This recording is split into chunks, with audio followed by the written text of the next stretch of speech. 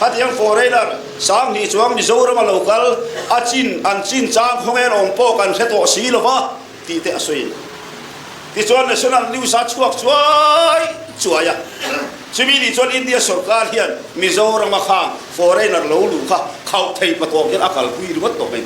hem zom ya bul chu pudu ani asoi ka kan kheve ma se kan zep chi ka te asoi wak wa adik tak chuan chin ste takan unau te ban ma sipai laka ani him theilana training petur te kan zon sakhi la chin kan ti tur dia lo tak amate khatia lo au wa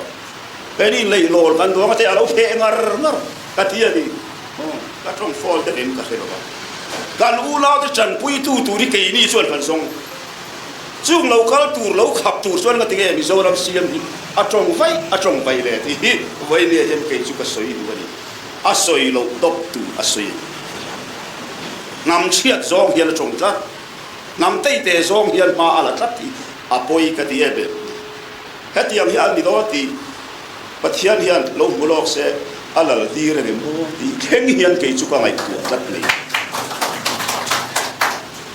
a chang chuan chin hil saka lu na te song re sun kat pe tu di om tak cha ai soi loi sia ke chu ka thiam lo kan siam mil ril ru ka thiam lo reng le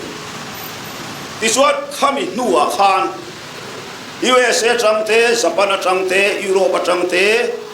Australia chamtein Chin state ami kheran ni lo ke mani Mizoram khwale tui pa ngai hun dang danga na thoka on khwale tui ni na nei to hi kan nei ve treu mai chu ho Mizoram ron lu tu hi tu an buai char ko mai ni all sam tak hian aron kal thei to lo le